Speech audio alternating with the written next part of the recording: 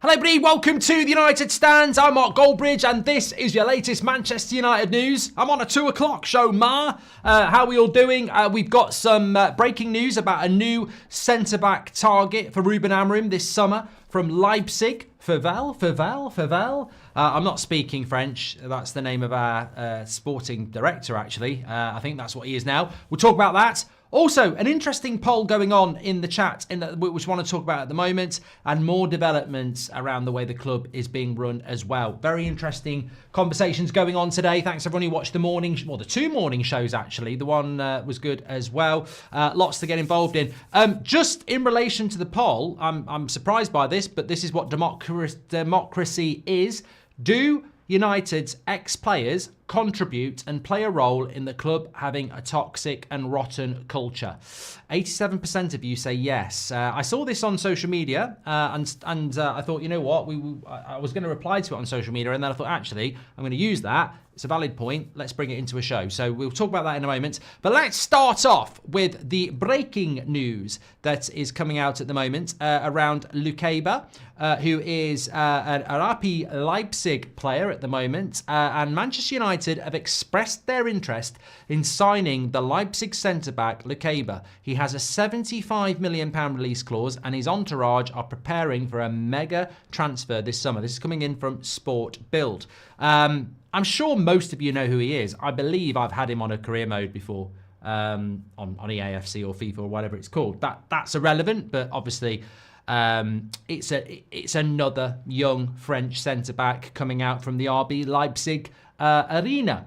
We've seen Upamecano, we've seen Konate. There are others I can't think of. But the conveyor belt of talent coming out of Leipzig will obviously be a well-trodden path, but it will also be one that's going to continue. Leipzig have had a bad season. They had a really bad Champions League campaign, didn't even get into the qualifiers. They're 4th in the Bundesliga at the moment. And the feeling is that this is going to be their next big sale. I think he's 22 and he is the player that they're looking to sell. So look, straight away I would say, is this a genuine target for Manchester United?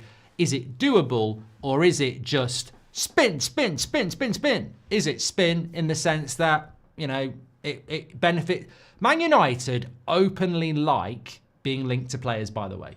I can't remember what shareholders meeting it was with Richard Arnold, or was it Ed Woodward or John Murtagh, but they actually said it in a shareholders meeting about the social media interaction from transfer stories. So Man United love it.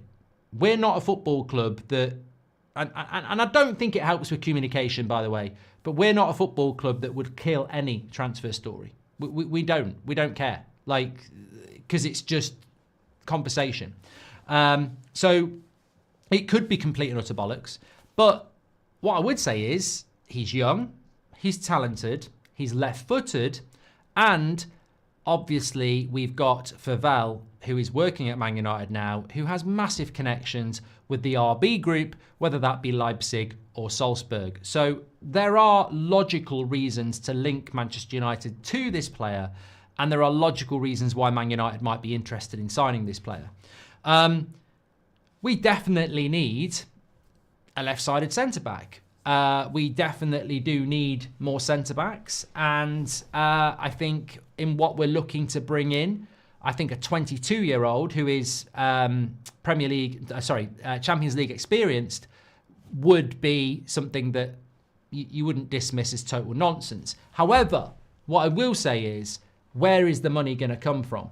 Now, Nate says Lukeba is a good centre-back. I work for Red Bull in South Africa and had a chance to watch Leipzig in Germany last year. Reads the game well and calm on the ball. So, yeah, I mean, look, logically, left-footed as well. Very, very logical target with Favel involved as well.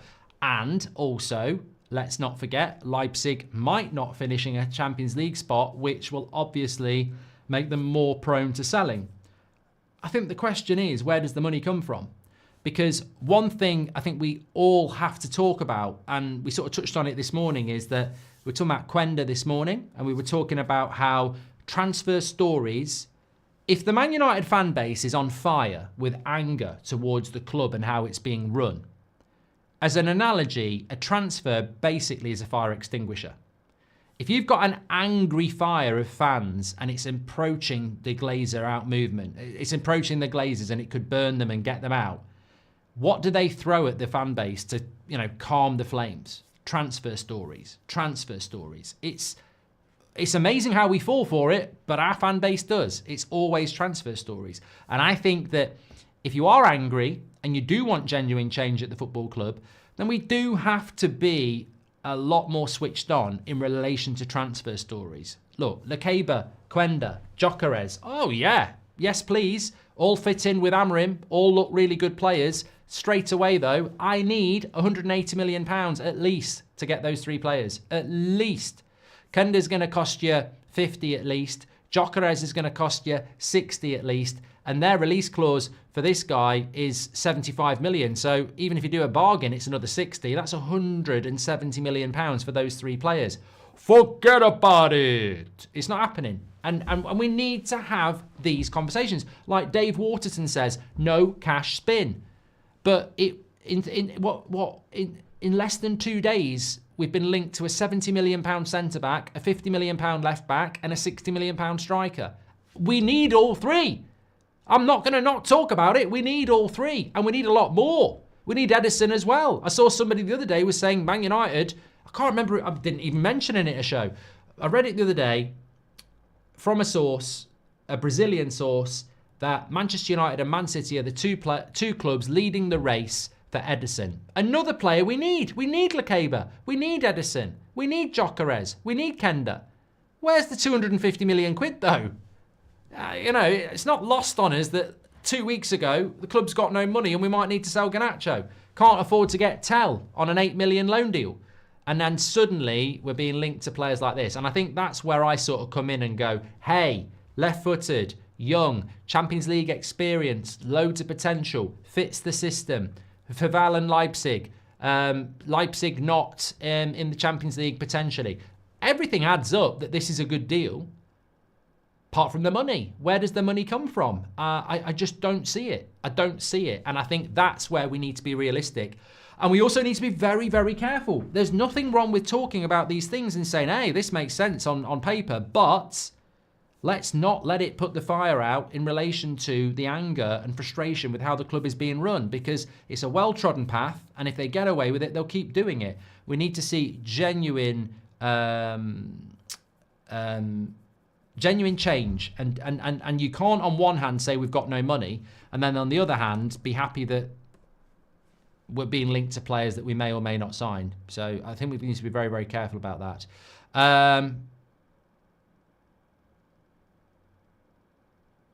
Jesse Lingard apparently has put a tweet out. Please explain to me how Paul and Marcus destroyed Manchester United's culture. I mean, this is stupid from Lingard. Absolutely stupid. Not getting involved in that. Yeah. Oh, well, I am getting involved in that, actually, because I think that's a good point I wanted to talk about here. We'll come back to that Lingard comment because it fits into something else I want to talk about. But one other thing I did want to talk about before we talk about that is I would take that Lingard, by the way. I just don't believe where the money's going to come from, and I'm not going to get spun anymore. It's Quenda, not Kenda. I don't really care. We know who I'm talking about. I don't know how to pronounce it, and people are having a laugh trying to tell me. But what I want to say is this. I read this in the Manchester Evening News because I was a little bit disappointed, actually, this morning. Before the morning show, unless it was hidden somewhere, I had a quick look on the Manchester Evening News Manchester United section on the website. Not one article about people losing their job. And I thought, hold on a minute. You're more than happy to get your free access to the press conferences. You're a local paper, and it's really important that that is maintained. And yet there are loads and loads and loads of articles out there about people being sacked, and the Manchester Evening News hadn't put one out. Thankfully, they now have put one out, but this morning, first thing, they didn't. Doesn't matter, they've got it. My point is, though, I was reading the article, because I do read quite a lot of things, and it wasn't written by Pratthurst, so I didn't mind reading it. But I read this, and this just blew my mind. I mean, I don't know whether this is just written badly, or again, client journalism where they don't question it. I read this and written by a journalist in the Manchester Evening News, and it said, Man United have already made approximately 250 redundancies last year at a saving of a reported 40 to 45 million a year.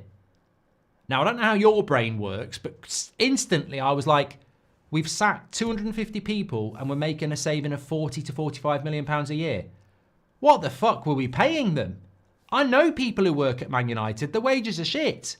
Like, they don't pay good money at Man United. It's the prestige. They don't pay good money. So I did some quick maths. 250 redundancies, and they're putting it out there that they're saving 40 to 45 million a year. Well, I did some quick maths. Even if all the 250 people are on 100k a month, a year, which they're not, 100k a year times 10 is 1 million. Times another 10 is 10 million. So you'd save 10 million on 100 people being sacked if they're on 100k a year. So even if all 250 people were on 100k a year, you'd save 25 million. And I know for a fact the 250 people weren't on 100k a year. So where are they getting that they save 40 to 45 million pounds a year when you'd only save half of that if every one of them were on 100k a year? 100k a year is a bloody good wage, by the way, in the UK. But it's dangerous because people read that and go, I don't give a shit about these people who've lost their job, because if we're saving 40 to 45 million pounds a year, that's two 50 million pound players that we can buy. And it's just wrong. It's so wrong. It's not fair. Like, this is not my job, and it's not your job to scrutinise journalists who are writing articles about how badly this club's being run and not calling it to account. We're not going to save 40 to 45 million pounds by sacking 200 ordinary working people at Man United who are probably on between 20 and 50 grand a year. It's just not right. So we're not making that sort of money. And is that an accident, or is that out there on purpose to try and make it look? We might be sacking people and putting them on, into poverty, but we might be able to go and buy Quenda. It's just not. It's not on. But look, you know what? I did want to bring that in. Apparently, Jesse Lingard just replied to my reply tweet and then deleted it, flexing about an FA Cup and a League Cup standards in the mud. I don't really know what that's all about. I really don't know what that's all about from Jesse Lingard. I've got it here. Basically, there was a bit of an argument going on social media. He's replied to have you noticed that he's replying to something from... He's quote tweeting something from So this account in December the 28th, so 2 months ago, 3 players who were brought up within the culture destroyed it, or bought a different culture as they didn't play under Sir Alex Ferguson. Look, basically just sort of having a pop at Lingard and Pogba and Rashford. And Lingard's come back with, please explain how me, Paul and Marcus destroyed Manchester United's culture. What does Lingard do anymore? I don't know. Look, I don't want to talk about Lingard, but it sort of fits in with what I was going to talk about, which is, do ex-United players contribute and play a role in the club having a toxic and rotten culture? It's well timed by Jesse. Maybe he's watching the show. If you are, hope you're doing well. Look, for me, Alexis Sanchez, Di Maria, Paul Pogba, Jesse Lingard, Marcus Rashford, the list goes on and on and on and on of players that weren't good enough to play for this football club and acted like they were. The culture in that dressing room has been toxic for years. Was Lingard part of that dressing room? Yes. Was Rashford part of that dressing room? Yes. Was Pogba part of that dressing room? Yes.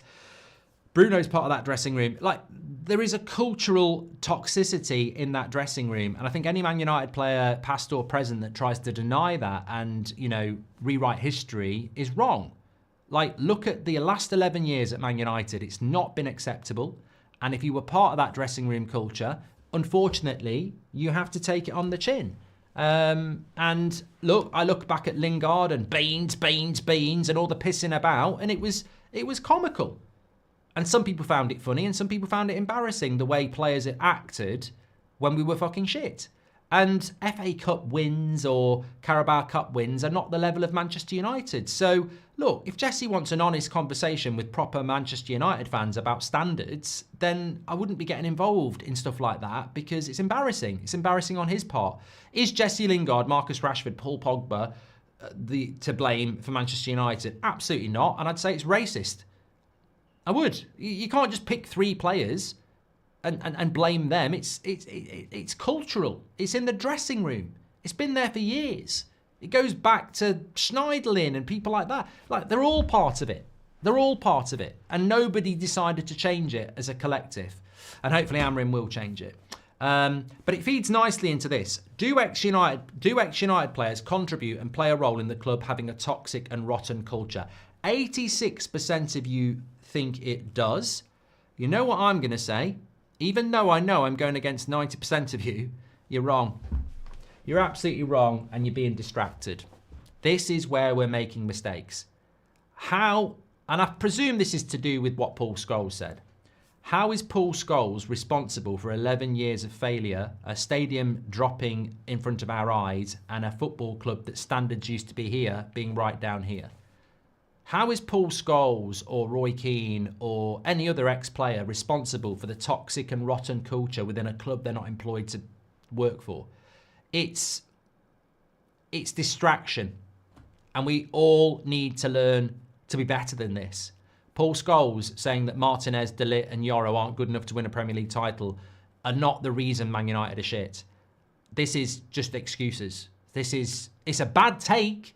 It's a really bad take, and we should mock it and we should scrutinise it and we should call it out. But it ain't an excuse. I completely disagree with this. And I have an issue, if I'm being completely honest, with people who do. Because there is no point. I'm a hypocrite if I don't. I'm getting a bit tired of it, really, the distraction tactics. I was talking about this morning, and the amount of people who've messaged me and said, oh, well, the 58 shouldn't speak to you because you're a Forest fan and you're just doing it for money, this, that and the other. And I've tried to reply as many of them as I have, and I've said, you're missing the point. I don't care what you think about me, the community, and why we do the United Stand. It matters not to me. I know the truth, and you don't. But do you want the Glazers out? Yes.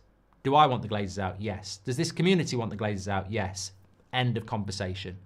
We do not have to talk about what your favourite player is, or whether you're from Manchester and I'm not, or, you know, what you think about the United Stand. It doesn't matter.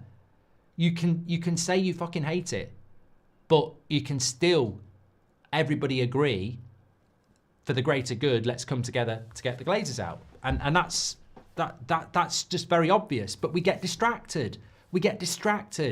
And how is Paul Scholes contributing to the club having a toxic and rotten culture because he sits on the overlap and says, I don't think Martinez, De Ligt and Yoro are good enough to win a Premier League title with? Paul Scholes hasn't been employed by Man United for over a decade. How is he contributing to a toxic and rotten culture? And you know what I mean? Like, it's a distraction. Your mind shouldn't be thinking about that. We can all talk about what Scholes said, and we can laugh at it, we can agree with it, you know, we can say he's talking nonsense, whatever. But he's not contributing to the culture at Manchester United. Because I've sat there and said, I don't know whether we can win a title with Bruno. So am I contributing to that toxic and rotten culture as well?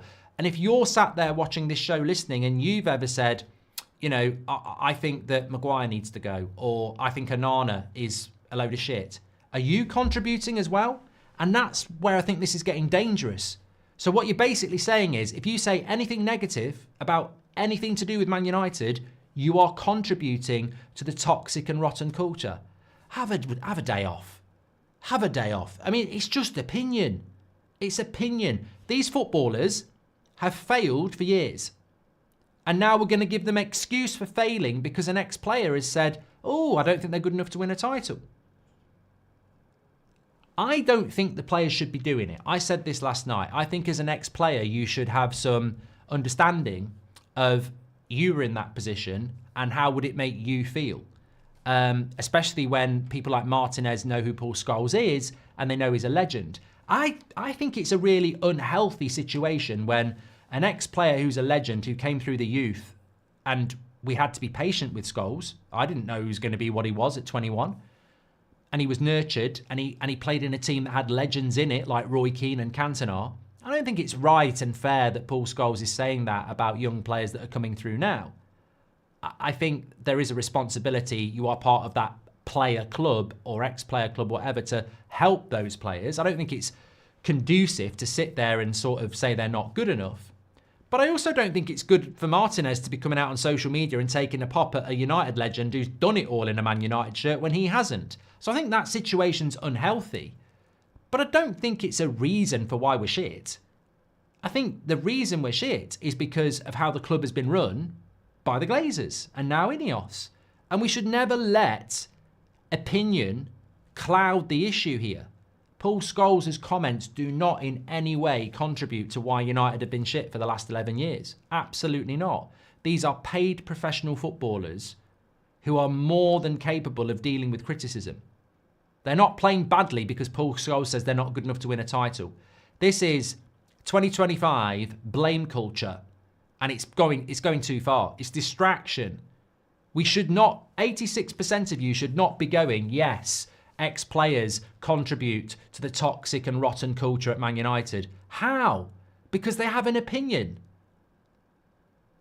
Because players hear it and go, oh, they think I'm shit, I must play shit. Like, if anything, would it not inspire the players to prove them wrong? I think it's distraction. And look, maybe I'm in that mindset now, but I cannot be veering off, blaming others. You know, we take a pop at the players for blame shifting tactics, this, that, and the other when they should look in the mirror. Well, I think as a fan base, we should stop looking for excuses for why Man United are shit. Like, it's not Paul Scholes' fault we're shit. It's the Glazers' fault and now Ineos' fault, and that's it. Everything starts at the top. Everything that we don't like about Man United starts from there, whether it's a player, missing out on a player, a previous manager, the stadium, everything starts there. And if we're going to start skirting around and looking at, oh, I think if this player didn't say anything, we'd be winning the league, it's an absolute nonsense. It's an absolute nonsense, in my opinion.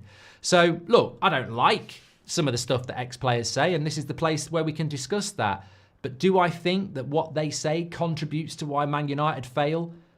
Well, only if we've got fans that think we've got players that are so weak-minded that they listen to what's said about them publicly and it makes them perform badly, in which case personality of that player is fucking awful. Get them out of the club. And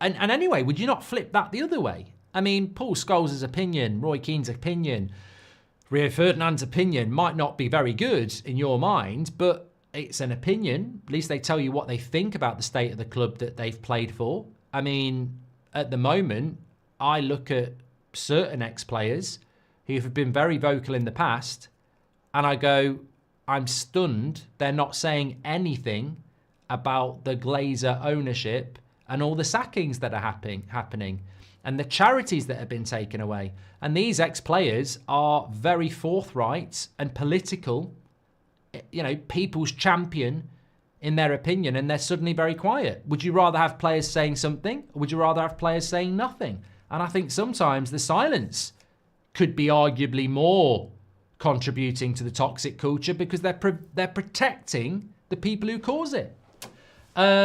We do have players with weak personalities, Mark, says Keel. Well, get rid of them then. Sheriff says they are toxic because they've been labelling foreign players as not good enough and praising British players, hence contribute to weak mentality. I completely disagree, Sheriff. We're going to disagree on this. I don't care. I'm not bothered.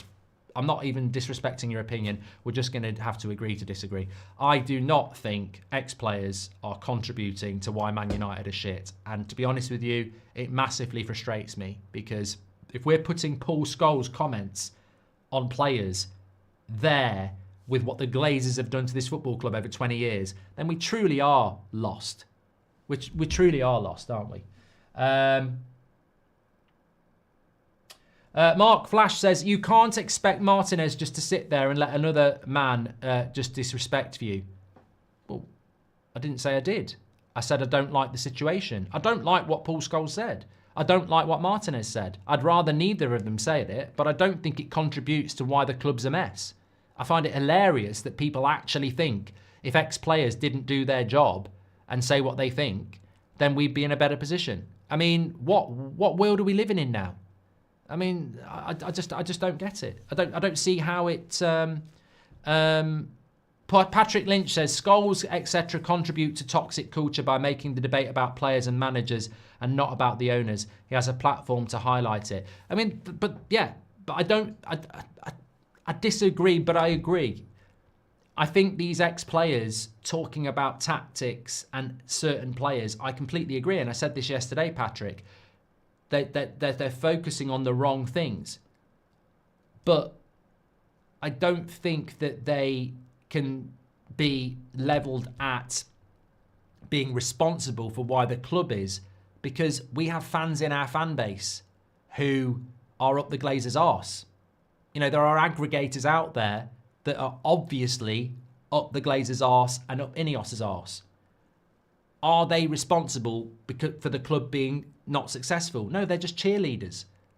They're not actually making decisions. That's what I'm saying. Paul Scholes doesn't sack people.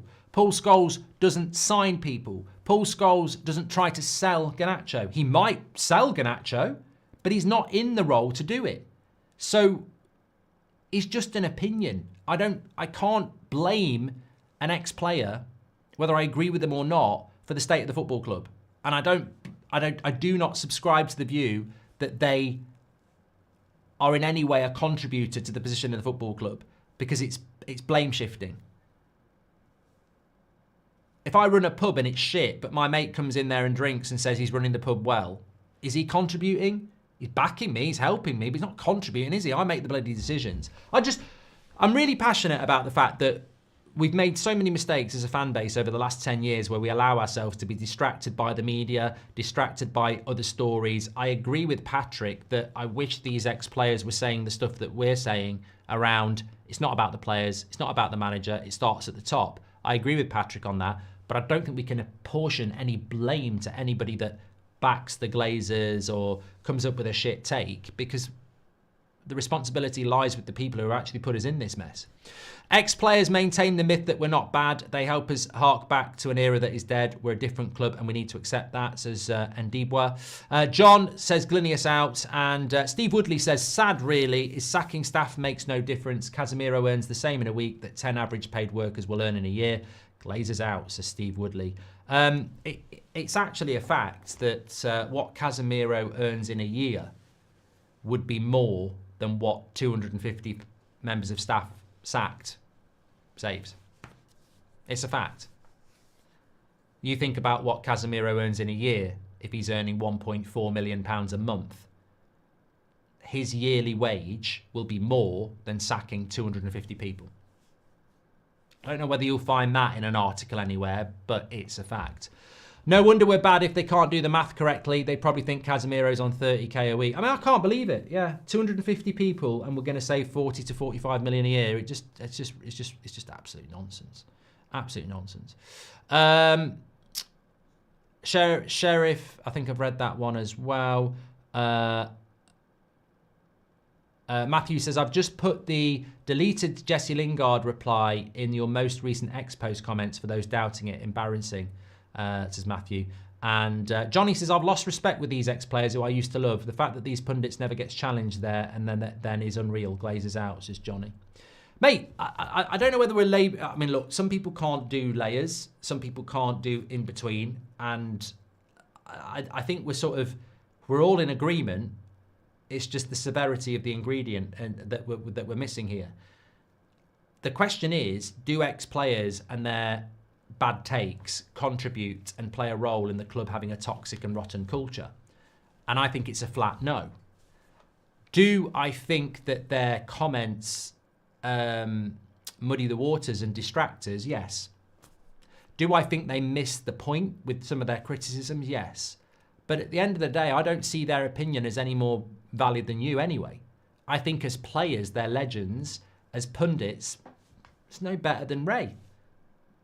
They're just people with an opinion. And, you know, if Ray comes out with a take that people think, oh, it's a bit harsh, Does Ray contribute to the toxic culture at Man United? Of course he doesn't. He's not a Glazer.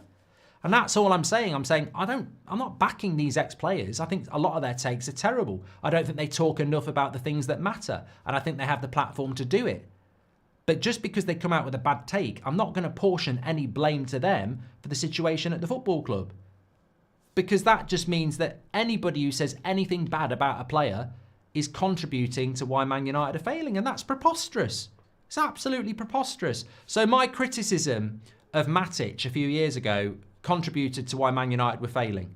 Because if I'd lied and pretended Matic wasn't shit, he might have played well. Mate, I don't make my mind up on players quickly. I'm the one saying idiots who were calling Agate shit after 2 games. But after 2 years of Anthony, I was like, I backed him for 2 years. Sometimes you've got to be honest about what's staring you in the face. Anthony's not good enough now. Oh, am I contributing to the toxic culture because Anthony's left because everyone wanted him to leave? Well, he wasn't good enough. He wasn't good enough. All I'm saying is I don't like a lot of what they say. And I do think they missed the target a lot. And I do think they could say a hell of a lot more about Ineos. But I actually think the people being quiet about them are worse than the people who are being vocal. But for me, I don't blame Ten Hag, and he was a manager. I don't blame Ollie, and he was a manager. And they were more hands-on than any ex-player or any of you. There are so many people out there that try to muddy the waters and distract us, and it's why we fail. Everything comes back to the owners. Everything comes back to the owners, and that's where the blame should be. We shouldn't try and apportion it to anybody else. Overpaid, huge contracts equals ego, bad attitude, lazy. Why should they run more if they don't? Still getting paid more than the rest of the team, says Siraj. Glazer's to blame. And Sheriff said, I mean, look, you know what? I like Martinez. And I read this last night. I'll leave you with this. I read this last night and I sort of agree with it. They were like, Paul Scholes shouldn't have said that about Martinez, but he's got every right to say it. He's a retired player and he can say what he likes. Martinez is an employee of Manchester United, and getting involved in a Twitter spat with an ex-legend of the club reflects badly on Martinez when Manchester United are in the bottom half of the table and about to register their worst ever Premier League points total. And I sort of read that as, look, what Scholes said was stupid. You know, but he's allowed to. He can say what he bloody well likes. Martinez is a current player in the worst ever Premier League side we've had, and he's having a pop at a United legend that's done it. I'm not saying who's right or who's wrong. I just think it's bloody embarrassing altogether. But is that not what we've become? Trying to win arguments on social media instead of trying to win arguments on the pitch. The club's a bloody mess, isn't it? That's the bottom line. The club's a mess. And lots of people contribute to that mess, but they're not responsible for the mess. That's what I'm trying to say. The club's in a fucking mess, but who's responsible for it? Everybody's making mistakes. Everybody's doing silly things. Everybody's responsible for the mess. Well, no, they're not. The mess comes from the people who've created this. We wouldn't be having these conversations if Man United were in a title race, but we're not in a title race. We're nowhere near a title race. Why is that? If the club was ran properly, these conversations about divisions with ex-players and fans group wouldn't take place, Ben. Exactly. You make it far better than me. The ex-players get paid to talk about the football and the tactics, not to blame the owners, to be fair. They can do it on their own shows if they want, says Trishan. Exactly. And we can respond to it. I am not saying they are entirely responsible, the owners are, but how many times did we criticise their opinion and bias or involvement with the ownership? Gary Neville, they rarely make sense, says Sheriff. And we're losing the essence of what Man United is, says Jack. If we do not make a demand on the leadership now, it will be lost forever. They are custodians, not owners, says Jack. And I've lost respect with these ex-players I used to love, says Johnny. The fact that these pundits never get challenged there and then is unreal. Glazers out, says Johnny. Thank you very much. Thank you very much. I think, you know what, as well, it's a funny thing in the modern world, but you choose the path, you put an opinion out there in the public, and you have to take the consequences of the reaction to that. It's all well and good being sat on Sky Sports or TNT because your opinion's going to be very, very safe. But when you start doing the YouTube world, you've got to do the YouTube world. You've got to open up without a script. And that's when people get exposed. And reputations matter for nothing if you say something stupid. And I think it's very sad that some of these players that I see as legends that I admired and respected as a kid and still admire now, but I don't agree with a lot of their opinions. But I also don't agree that they're responsible in any way, shape or form for the mess at Man United. I think we all know who that is. Anyway, great show. I think I'm going to have to be live tonight at around 6:30 because I'm live for That's Football at 7:30 kickoff, Everton-Liverpool. So we're gonna have to go earlier than 7 tonight, definitely. But we'll figure that one out. But keep an eye out from about 6:30 UK time for when the show gets set up. Mate. I absolutely love that show. I don't care that we don't agree. That's the whole bloody point. Some people get offended by that, but we've been doing it for 10 years. We're not meant to agree. We're meant to debate. And if you are frustrated by what I've said, well, we've achieved it, haven't we? That's what we're here to do. Thanks, everyone, for watching. Amorim hasn't picked the last 2 games, says Robert McCormack. Yeah, he's carrying a bit of a knock, mate. He'd be first name on the sheet normally. He's carrying a bit of a knock. Contribute, yes, but the main reason, no. Ex-players don't speak up when they need to and speak up when they need access. Necessarily don't have to. This isn't about Scholes, and I'm not singling him out, says Ashish. Thank you very much. Take care. Speak to you in a bit.